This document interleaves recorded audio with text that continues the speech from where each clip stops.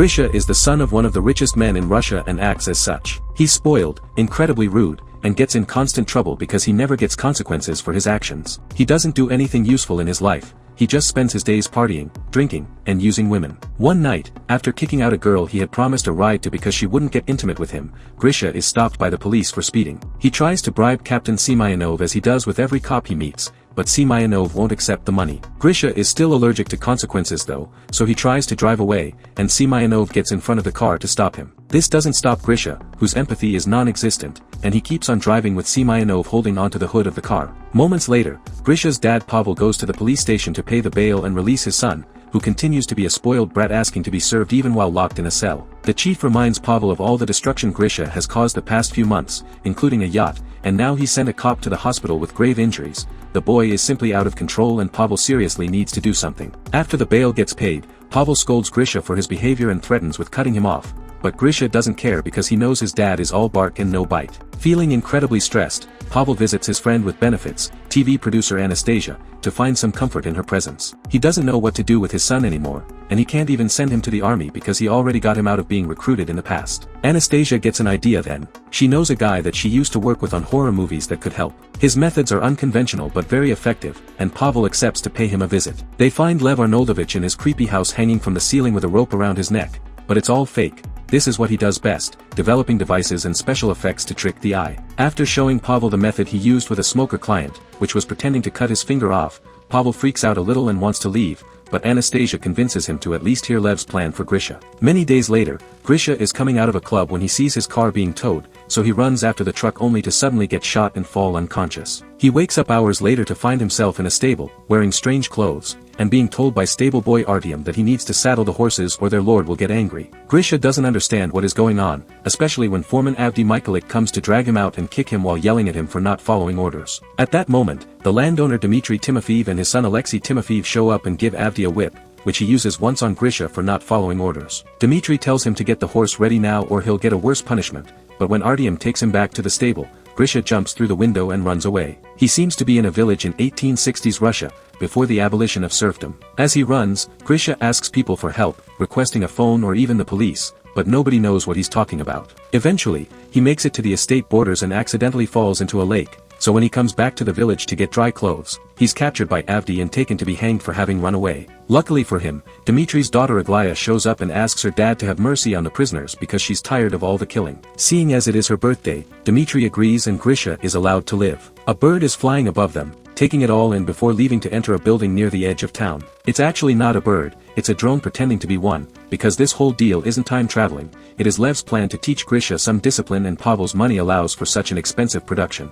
Lev is in charge with the help of Anastasia, who uses her experience as a TV producer to keep the illusion going without any mistakes. There are cameras hidden everywhere in town, even in the trees, and there's always a sniper ready to shoot Grisha with a tranquilizer in case something goes wrong. After seeing the whipping of his son is real, Pavel is starting to wonder if he's done the right thing, but Lev convinces him this is for Grisha's own good. After seeing Lev and Anastasia argue, Pavel can't help to wonder what's the issue between them, and Lev explains that when Anastasia said they worked on a horror movie together she meant they used to be married. While Grisha spends some time alone in the stable coming to terms with the fact he's traveled in time, the actors are given the scripts for the next scene. The director reminds everyone of the rules: women shouldn't shave their legs, men shouldn't shave their faces, and things like bras, underwear, earrings, and rings are forbidden. Alexei picks his script up after saying hello to his girlfriend, Liza, who works as in charge of the horses and not acting. He also makes fun of Aglaya for her contract. The writers want her to be Grisha's love interest, which means she'll have to sleep with him, and that has Alexei wondering where the line between actress ends and harlot begins. Grisha starts living through an awful routine in the village. He has to wake up before dawn, eat broth with only flies as meat,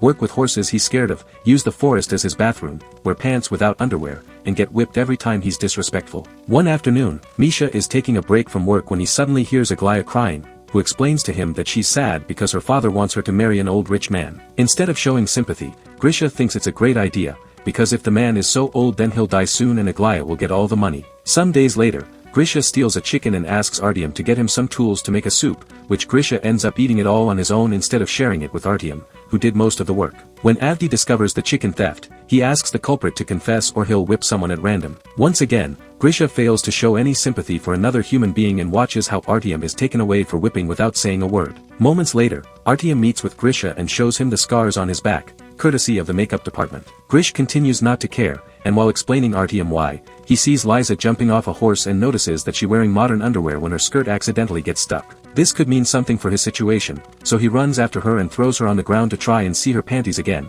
but luckily other villagers intervene and get him off her so she can run away. Seeing as Grisha isn't making any progress, Pavel wants to shut down the whole operation, but their discussion is interrupted by some big news. Grisha is looking for Liza to apologize. The villager actors at first ignore him, since he isn't supposed to even know Liza, but Lev thinks this a great opportunity to get some progress done and orders the actors to tell him where she lives. Grisha apologizes to Liza, who has brought a wood stick with a nail just in case, and Liza accepts the apology but promises to still be wary of him for a while. Some days later, it's time to celebrate Ivan Kupala, a traditional holiday considered to be the most magical night of the year. Legends say that whoever you spend the night celebrating with will spend their whole lives with you. At the party, Grisha teaches the musicians how to play the lambada and gets the villagers to form a conga line, which Aglaya jumps into to tell Grisha that the prospect of an arranged marriage is too much for her to handle, so she'll walk into the lake tonight. Instead of following her to stop her though, Grisha finds Liza and begins telling her stories about the technology of the future after she takes pity on him and his loneliness and tells him she believes him when he says he's a time traveler. Their chat is interrupted by Artyom,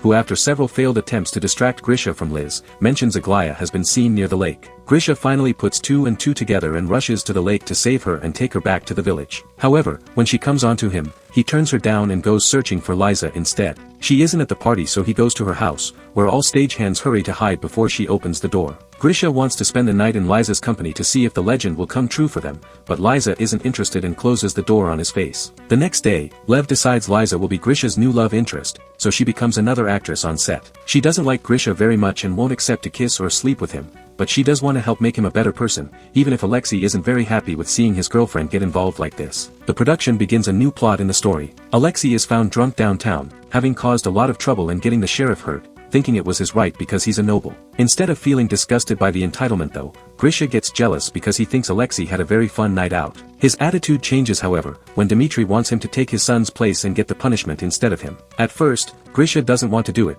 but Dmitri offers him his freedom and good food in exchange, so he accepts. This time he remembers to share the food with Artyom. Meanwhile, Anastasia and Lev start to get along again, and Pavel worries that they may get back together, but Lev finds this idea laughable because Anastasia obviously loves Pavel. This is shocking news for him since he's always thought their thing was only carnal, and now he has some serious thinking to do. Grisha is whipped 24 times, but Pavel can't bring himself to watch it on the screen, so he leaves the room. Anastasia follows him and comforts him by proving how well Lev's plans work. It was his finger-cutting trick that helped her quit smoking. After the punishment is over, Grisha goes to the landowner's house to ask for the papers that would grant him his freedom. Dmitri isn't around, so it's Alexei that receives him only to throw him on the floor, kick him and spit on him while calling him an idiot for ever believing they would set him free for real. Grisha stands and closes his fists, thinking about defending himself, but decides to leave the house without a word, to Lev's disappointment. From then on, Grisha continues to work as a stable boy, but he also starts spending more time with Liza and falling in love with her. One afternoon, while they are taking a walk together, they see a bird flying in a very weird pattern.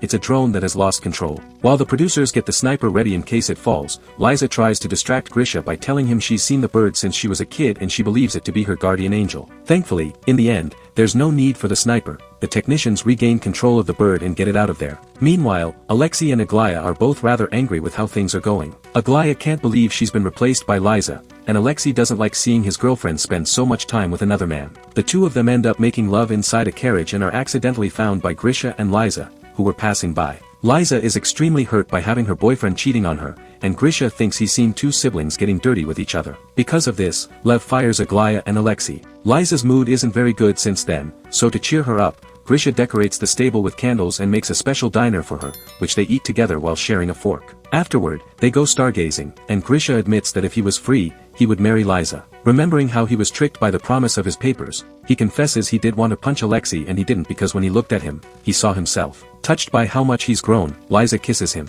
Meanwhile, in the real world, Aglaya is on a famous talk show, telling the world about how Grisha has been kidnapped and now is getting tortured for fun. The police appear on the news announcing an investigation, and when Pavel sees this, he panics and wants to shut it all down before they arrive. Lev, however, tells him it's too soon and that they still have time to plan a final heroic act for Grisha to pull off. Seeing as Grisha is dumb and doesn't catch on any anachronisms going on, they decide to send a group of Mongols to invade the village. Grisha is spending time with Liza when she suddenly tells him that if for some reason they get separated, she wants him to know that for her, everything has been real. Artyom arrives then and tells them to quickly come back to the village because the Mongols have attacked. Believing the story with no issues, Grisha thinks that they should go the other way to avoid danger, so Artyom uses an excuse. Lev feeds him through his hidden microphone. The Mongols will burn the village if every worker isn't there. In the village, the Mongols have been given a huge food offering, but their leader also wants a woman, so he chooses one from the crowd. Her father immediately jumps in to defend her, and since Mongols respect bravery, they allow him to duel one of their soldiers for her freedom. The father loses and gets decapitated, but since he paid with his blood, this is enough to buy his daughter's freedom. So the next woman the leader chooses is Liza,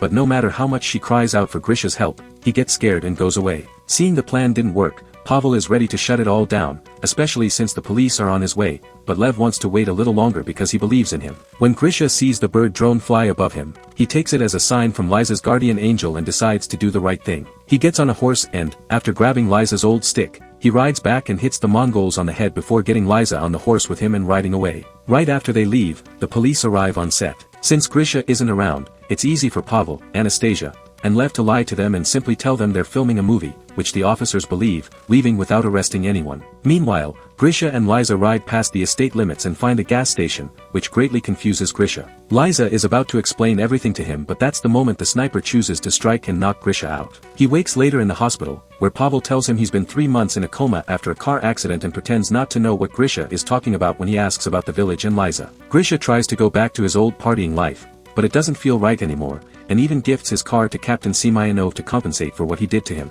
One evening, while in a club, Grisha finds Alexei and Aglaya and tries to ask them about Liza, but they pretend not to know him. Grisha apologizes for the confusion while looking incredibly defeated, so the actors decide to take pity on him and give him some information. The following day, they take Grisha to the ranch where the production rented the horses and Liza works at, and when he finally sees her again, he asks her if what she had said is true, and it truly had all been real for her. When she confirms it, the couple kiss and begins a new relationship. Sometime later, Grisha takes Liza as his +1 to his father's wedding to Anastasia, where he thanks him for having put him in this crazy project and making a better person out of him. From then on, more spoiled rich brats are taken to the village often, and Grisha helps with their rehabilitation.